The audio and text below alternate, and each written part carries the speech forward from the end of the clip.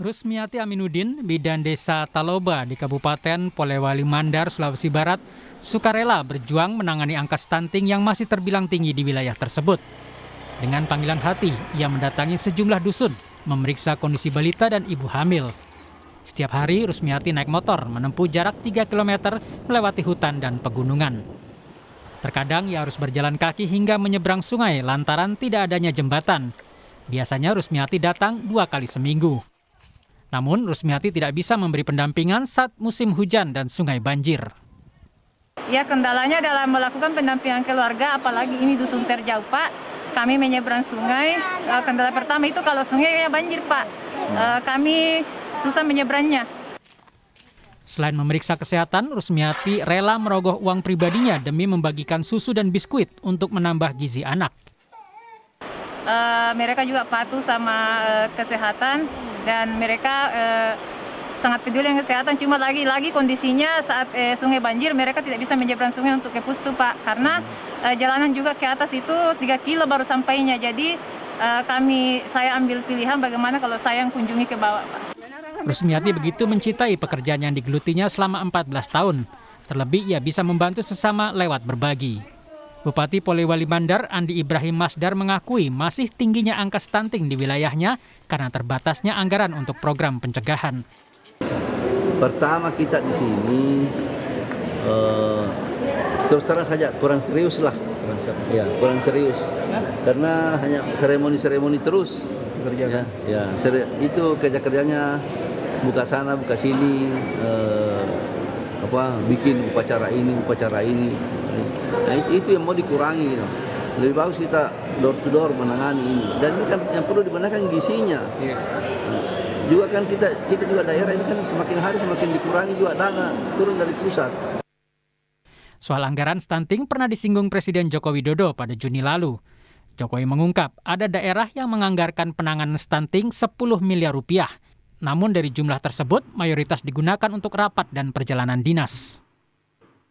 Untuk apa 10 miliar itu?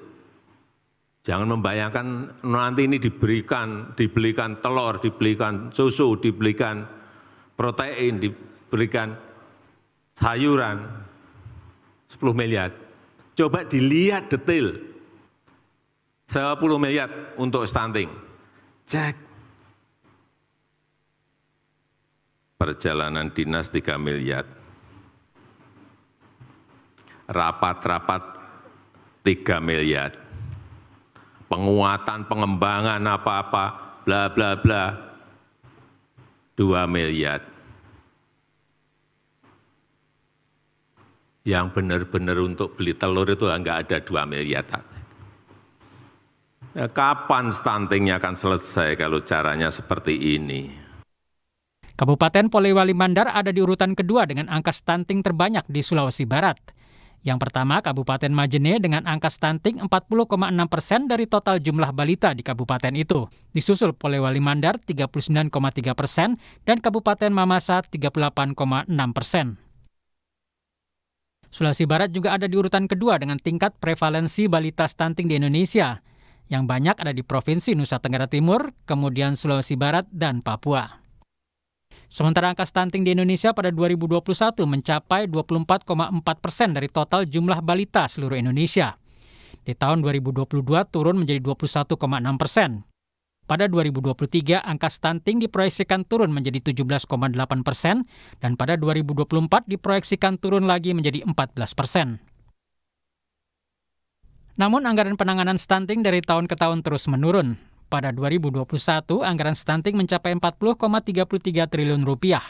Di 2022 turun menjadi 34,15 triliun rupiah dan tahun ini anggaran yang disiapkan sebesar 30,4 triliun rupiah. Perjuangan bidan Rusmiati menangani stunting harus didukung dengan fasilitas kesehatan dan akses jalan yang memadai demi pemenuhan gizi para calon penerus generasi bangsa. Edwin Arwampitu, Kompas TV, Polewali Mandar, Sulawesi Barat. Provinsi Sulawesi Barat menjadi daerah dengan angka stunting tertinggi nomor 2 di Indonesia. Hal ini memotivasi Bidan Rusmiati Aminuddin untuk berjuang keras mendatangi daerah terpencil di pedalaman Polewali Mandar untuk mencegah stunting pada anak balita. Apa saja hambatan yang dialami Bidan Rusmiati Aminuddin selama ini dan apa upaya dari Pemkab Polewali Mandar mengatasi stunting di wilayahnya? Kita sudah terhubung dengan Bidan Rusmiati Aminuddin dan Kepala Badan Penelitian dan Pengembangan serta Perencanaan Kabupaten Polewali Mandar, Andi Himawan Yasin. Selamat malam, Bu Rusmiati, juga Pak Andi Himawan. Ya, selamat malam Mbak Friska. Selamat malam, Bu Bidan, selamat malam. Selamat malam, Bu. Selamat malam, bergabung lewat sambungan telepon dulu sementara. Bu Bidan, boleh diceritakan, setiap hari Ibu harus melewati gunung, hutan, bahkan menyeberangi sungai demi menemui ibu hamil untuk mengatasi stunting. Bagaimana ceritanya dan apa saja yang memotivasi Ibu? Iya, terima kasih banyak, Bu, atas waktunya. Jadi saya mengunjungi pasien saya itu sebenarnya bukan setiap hari, setiap minggu, karena mengenai badannya di sana dari Pustu ke dusun itu ada kurang lebih 3 kilo, Bu. Jadi daripada pasien yang berjalan kaki itu mungkin dari saya yang menuju ke dusun itu, karena tidak semua dari pasien saya punya kendaraan, Bu, seperti itu. Oh, jadi dari dusun ke dusun begitu ya, Bu, dengan jarak yang jauh ya antar dusunnya tadi ber 3 kilo. Itu hambatan yang Ibu hadapi selain jarak tentu saja. Apa saja, Bu Bidan, Bu Rusmiati? Kalau mengenai hambatan ya mungkin masalah kendaraan yang masih belum ada. Terus kadang juga kalau sungainya banjir, Bu, itu menjadi hambatan besar buat saya karena saya harus menunggu sampai sungainya surut karena kebetulan sungai di wilayah kami itu besar, jadi susah buat saya seorang perempuan untuk menyeberangi, seperti itu. Bu Rusmiati, kan bicara soal gizi, ini tidak semua orang paham bagaimana stunting itu, bagaimana gizi buruk itu. Kalau dari gambarannya Bu Rusmiati saat keliling dari dusun ke dusun, itu bagaimana warga memenuhi gizinya, berapa yang mereka keluarkan untuk memenuhi gizi, apa saja yang dimakan yang Ibu temui untuk balita terutama? Ya, nah di sini lagi kembali kepada masyarakatnya, Bu. Kalau misalkan dari pemerintah desa di kabupaten sebenarnya mereka sudah banyak memberikan bantuan makanan tambahan. Saya dari pemerintah desa, saya dari kabupaten itu mereka sudah memberikan arahan kepada pemerintah desa untuk memberikan bantuan berupa makanan tambahan kepada masyarakat, utamanya untuk mencegah stunting. Tapi kalau menurut pengamatan saya di desa itu kembali lagi kepada orang tua bayi balita, karena di sana itu mereka pekerja kebun, jadi kadang mereka meninggalkan bayi dan anak-anak mereka itu dari pagi sampai sore, jadi asupan makanan mereka itu kurang, Bu. Jadi biasanya harusnya 4 kali minimal itu saya rasa tidak terpenuhi, karena saat saya mengunjungi bayi balita itu kadang saya dapat saudara-saudaranya yang kecil, Ibu. Makanan tambahannya apa, Bu Rusmiati? Berupa betul telur, protein, karbohidrat lengkap atau hanya biskuit dan sebagainya, susu? Kalau tahun lalu, Bu, itu berupa susu dan biskuit. Susu dan biskuit ada dari pemerintah desa, terus dari kabupaten sendiri, dari dinas kesehatan juga ada berupa biskuit ibu hamil dan biskuit bayi balita. Dan alhamdulillah semua dibagikan baik untuk bayi yang kurus, bayi yang normal, dan bayi yang menderita stunting itu saya bagikan semua, Bu. Oke, jadi kan kalau tadi ceritanya Ibu dari desa memberikan bantuan makanan tambahannya biskuit, susu. Padahal kalau kita tahu yang sebenarnya harus dipenuhi karbohidratnya, proteinnya, telur begitu ya, Bu, setidaknya, atau tahu, tempe. Nah, kalau dari yang Ibu amati, tumbuh kembang anaknya seperti apa begitu dari dusun-dusun yang Ibu datangi? Kalau alhamdulillah tahun ini, Bu, itu sudah ada susu dari bantuan sosial, sudah tadi sekali dibagikan. berupa telur sama Oh, ada telur. ada telur sama ayam dari dinas sosial yang disalurkan oleh BKKBN.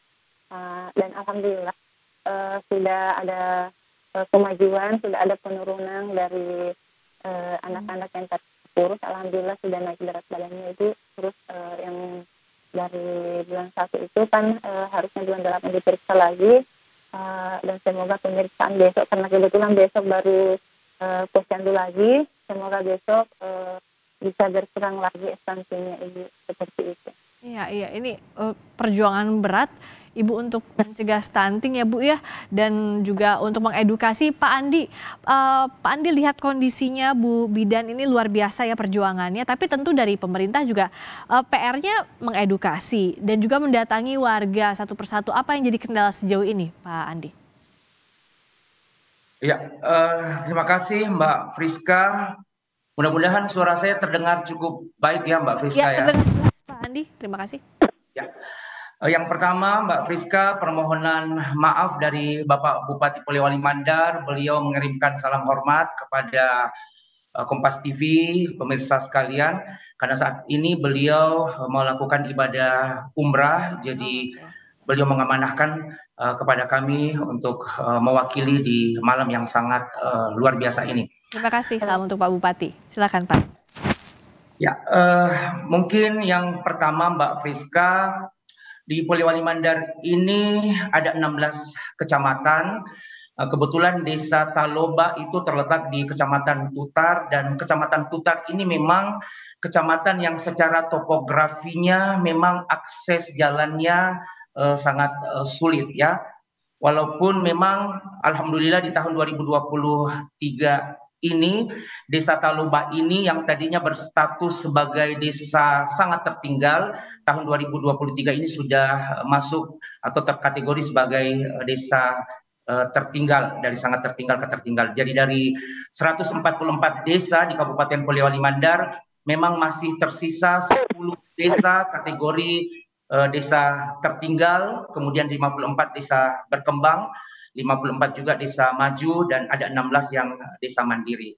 Jadi khusus Desa Taloba ini memang dari 4 dusun, ada 1 dusun yang memang aksesnya harus melewati sungai karena memang saat ini belum tersedia jembatan. Tapi 3 dusun yang lain saya kira sudah cukup memadai dan aksesnya sudah bisa dengan menggunakan motor. Nah, upaya-upaya real yang barangkali saat ini dan yang akan kami rencanakan di tahun depan tentu bagaimana pembenahan aksesibilitas jalan ini bisa lebih memadai, termasuk tadi bagaimana tersedianya jembatan sehingga masyarakat yang tadinya harus melewati sungai sekarang nantinya bisa mendapatkan akses yang lebih memadai. Nah, karena memang fokus kita pemerintah kabupaten saat ini lebih memprioritaskan jalan-jalan utama dulu ya, dari ibu kota kabupaten ke ibu kota kecamatan, itu yang kami tuntaskan dulu, dan alhamdulillah sampai tahun ini semua sudah tuntas. Nah, berikutnya tugas kami termasuk ke Taloba ini Mbak Friska. Termasuk bantuan gizi juga ini akan jadi perhatian pemerintah ya Pak ya? Iya, saya kira permasalahan stunting ini termasuk asupan gizi, konsumsi gizi.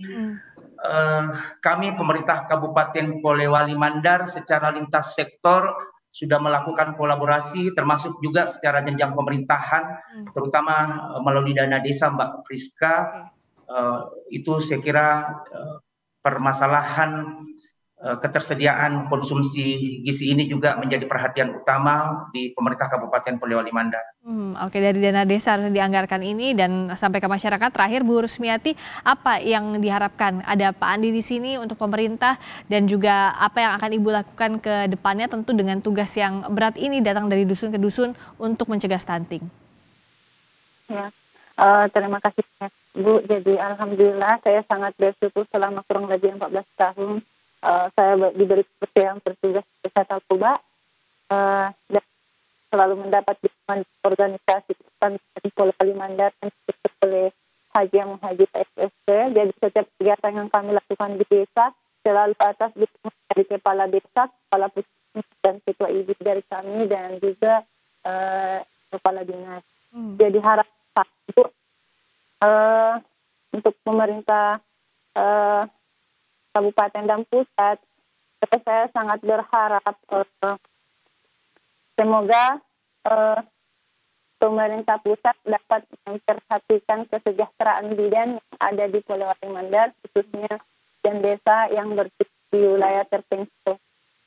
Terus yang kedua, semoga saya berharap pemerintah pusat memperhatikan masih banyak dari kami teman-teman bidan yang sebagai tenaga sudah bertugas di desa terpencil, dan kami betul-betul di desa terpencil kami kadang bertaruh nyawa untuk menolong sesama, kami bertaruh nyawa untuk membantu meningkatkan generasi yang sehat. Dan jadi saya berharap semoga adik-adik kami yang masih honor bisa diangkat menjadi PNS 3K. Terus yang ketiga, dari bawah naungan organisasi ini, semoga pemerintah pusat dapat memberikan apresiasi bagi bidan yang mendapatkan prestasi atau kreativitas di desa sebagai penyemangat untuk kami mungkin ya Ibu. Oke, itu tadi kalau belum terdengar Pak Andi, saya rangkumkan agar kesejahteraan bidan di daerah terpencil, honor bidan, juga apresiasi itu diharapkan jadi perhatian begitu ya Pak Andi ya? Ya. Baik, terima kasih atas dialog malam hari ini dan pengalamannya Bu Bidan, sehat selalu, semoga lancar untuk mencegah stunting, untuk mencegah gizi buruk untuk generasi muda. Bisa sedikit lagi ya, Pak Friska? Singkat saja Pak Andi, silakan. Ya, jadi saya kira memang menjadi bidan desa ini bukanlah pekerjaan yang mudah, apalagi jika bertugas di desa yang terpencil atau terisolasi. Nah, tentu kami sangat mengapresiasi tinggi apa yang telah dilakukan oleh Ibu Bidan Rosmiati. Ini tugas-tugas yang sangat mulia dan mudah-mudahan bisa menjadi inspirasi buat seluruh bidan di Indonesia, terkhusus di Kabupaten Polewali Mandar, bekerja dengan semangat dan penuh ketulusan. Ini akan membuat pekerjaan menjadi lebih ringan. Dan diperhatikan begitu ya Pak ya? Ya, siap. Kemudian yang kedua, terakhir Mbak Priska, kalau kita lihat data tadi, karena stunting ini memang sumber datanya ada dua. Yang pertama adalah sumber data dari SSGI, ada peningkatan stunting di Polewali Mandar dari 36% menjadi 39%. Kemudian data EPPGBM sendiri itu justru berbalik. Ada penurunan dari 20 ya. Nah, ini barangkali menjadi semangat buat kami, tidak mempertentangkan data ini, tapi sekiranya ini menjadi semangat bersama kami untuk memastikan apakah memang betul-betul di Polewali Mandar prevalensi stuntingnya seperti itu. Dan harus dicek ke lapangan begitu ya Pak ya, realnya kondisinya, agar stunting ini betul-betul tidak ada sesuai dengan program pemerintah, dan ini menyangkut juga kesehatan dan masa depan generasi muda seperti yang kami sampaikan tadi di awal. Terima kasih Bu Bidan Rosmiati Aminuddin, terima kasih Pak Andi, Kepala Badan Penelitian dan Pengembangan serta Perencanaan Kabupaten Polewali Mandar, telah bergabung di Sapa Indonesia Malam. Selamat malam.